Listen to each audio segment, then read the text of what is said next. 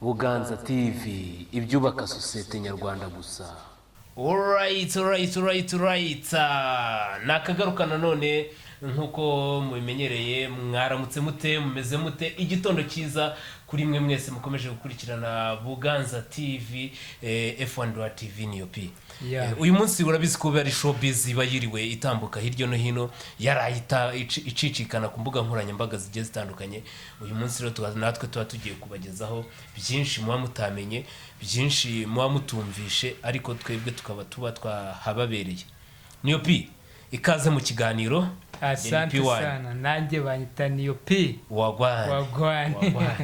Tubanje gusuhuza rero abafana bacu bakomeje kutwereka ko tubana iminsi myinshi, tubana iminsi igitandukanye, badukurikira badahwema kuduha ibitekerezo batubwira ngo ibintu bimeze neza, courage. Turabashimira rero kuko hatabaye mwebwe ntago twatwicaye hano, hatabaye mwebwe ntago twabasha kuba twabashakira amakuru y'ingenzi.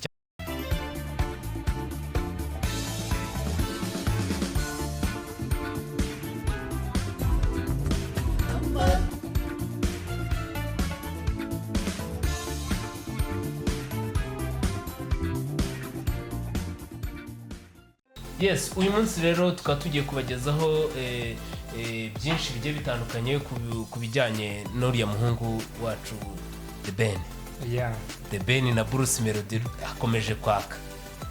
Umuriro ni hatari rwose, njya nkuko twahoze tubikurikirana. Umuriro watse, dore ntago biri kuvugwa kimwe. Hari byinshi byagiye bigaragara kuri The Ben, aho hariya mu gihugu cya Uganda agiye akora ibitaramo, njyango iyo nkuru twarayikoze twayibagejejeho. Ariko manager we cyangwa se manager Muyoboke Alex Muyoboke yatangaje ibyinshi nyuma mu kugenda muri kajugujugu hagati ya The Ben na Diamond Platnumz. Ngira ngo ibi bije hanyuma yuko mu minsi yashize cyangwa se mu bihe byashize, ariko ni nk'amezi make, aho The Ben yari yaracecetse mu bintu bijyanye n'umuziki, ubona ko nta kabaraga ari gushyiramo. Icyo gihe nibwo Bruce Melody yatangazaga ko ari abanebwe. Yavuze ati abantu n'abanebwe ninjye witwa Munyakazi. Aribwo yabwiraga ba The Ben ngo n'abanebwe, ariko ntekereza ko niba mureba kure mwabonye ko kariya akajambo Bruce Melody yavuze hari aho kakoze ibintu. Buriya akimara kugatangaza ngira ngo kavuzweho cyane, kagenda kavugwa mu binyamakuru byandika, ku mateleviziyo n'ahandi, ariko ngira ngo nyuma yuko Bruce Melody yakebuye The Ben yatangiye kugaruka mu muziki tayari. The Ben ari mu muziki cyane, dore yuko ari mu bantu bari gukora amashow akomeye cyane, aho njyango twari twasimbutse gatoya, aho Diamond Platnumz yegereye The Ben amusanze hari i Kampala, aramubwira ati maze iminsi mbona ukora ibitaramo, kandi ibitaramo buri gukora bitugera ku mutima rwose, bigaragara ko ukora ufite imbaraga zikomeye cyane. Akomeza aganira rero na The Ben, baraganira kubera hari conference yari afite n'itangazamakuru hariya muri Uganda. Aravuga ati nje nkeneye ko mbere yuko bari kugeraho saa 2, bari kugeraho saa 2 bakagira conference, noneho nibwo byagenze bite, nibwo umuntu bita Diamond yahise atumiza haravuga ati njewe nkeneye kugenda muri kajugujugu kugira ngo nihutishe urugendo n'amasaha atagira iki atansiga.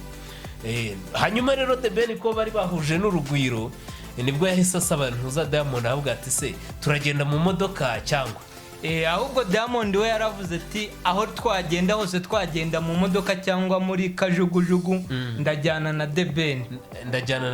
Aho yari ari guferesta The Ben kuri cya gitaramo aherutse gukora cyatangiraga uyu mwaka turimo wa 2025 cyabereye muri Arena. Murabyibuka ko bari batumiyemo Diamond, ariko ntiyakizamo kubera amananiza yashizeho yo kumutegera indege imuzana ikamugeza i Kanombe, ariko ntibyakunda. Ariko ngira ngo nejo bundi bakigarutseho bahuriye Kampala, aho bari bagiye gukora igitaramo. No kuvuga ngo The Ben na Diamond baraganiriye cyane, aho Diamond yabwiraga The Ben ati felicitation ku bitaramo byiza uri gukora byiza ati ukuntu uri kwitwara kuri stage ukuntu uri kuba wambaye usa neza nta gusa n'abanyafurika urimo urakora ibintu kizungu uri gukora ibintu by'ibitangaza ariyo mpamvu muri iyi minsi hari no kunugwanugwa ko baba bagiye gukorana indirimbo yindi biri kuvugwa hanyuma yuko batangaje ko The Ben yaba afitanye korabo na Mbonyi Israel mu Mbonyi muzi muri gospel ngo bagiye gukora akarimbo rwose ngo kagiye sirori ka gospel aho bagiye gusaraza imihanda yose bakayisaza rero hakaba hari n'undi muntu twamwita ngo ni mukeba we ngiye niko nkunda kubita kuko iyo uvuze The Ben uhita wumva umuntu bita Melody wavuga Melody ugahita wumva umuntu bita The Ben ese rero akantu k'uno munsi tugiye kuvuga inkoni yateganyaga gukubita mu ibondo The Ben imeze ite ni ukuvuga ngo ikintu yagiye agarukaho ngira ngo yaravuze ngo ni cya gihe abafana bateraga amakimbirane bavuga ngo ukaze ni The Ben abandi bari ku ruhande rwa Melody tukaze ni Melody abantu ntibabyumveho kimwe aribwo Melody yavuze ngo uwo The Ben bazamuzane dukore bato mukubita akanyafu kunda naho bari n'abana ntago bazi gukora ntago bakora nubwo byakeweye The Ben ariko biri kugaragara ko muri iyi minsi The Ben ari gukora byisumbuye uko Melody ari gukora nubwo Melody ejo bundi yari afite alubumu yakoze ariko yari iryoshye muri iyi minsi afite na collab ari gukora na Diamond ni indirimbo nziza numvise agace ariko ntabwo irajya hanze kubera ko ibiyikorwaho byose bitararangira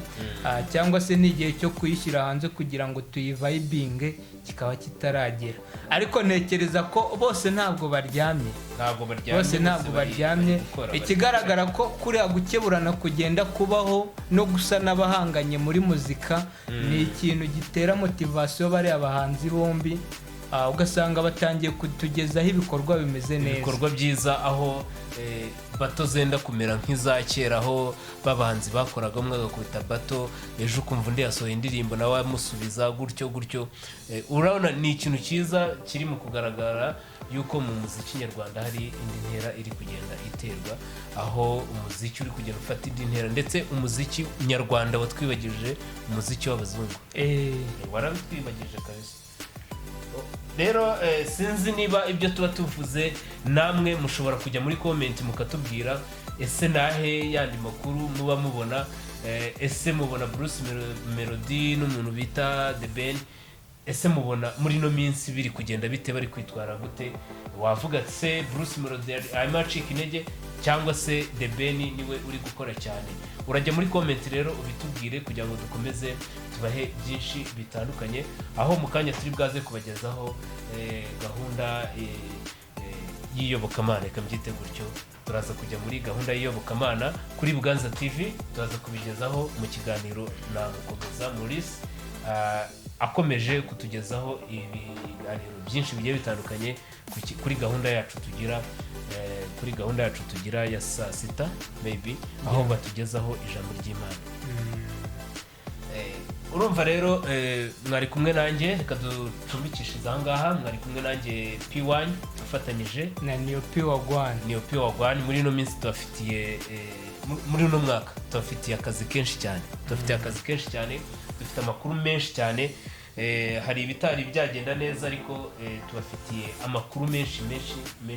cyane tubafitiye hariya mu bubiko harimo amakuru aryoshye cyane ngira ngo abafana bacu cyangwa se abakunzi bacu duhurire muri komenti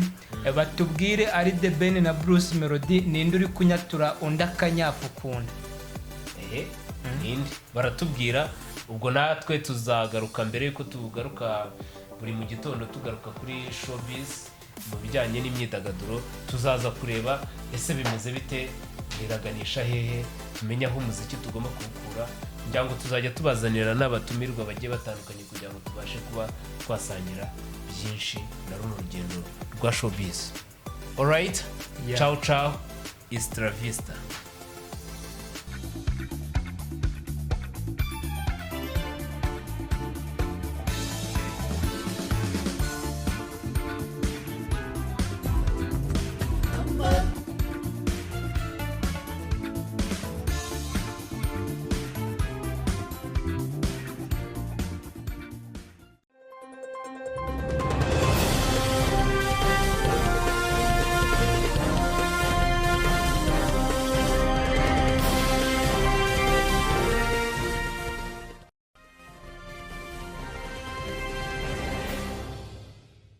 Buganza TV, ibyubaka sosiyete nyarwanda gusa.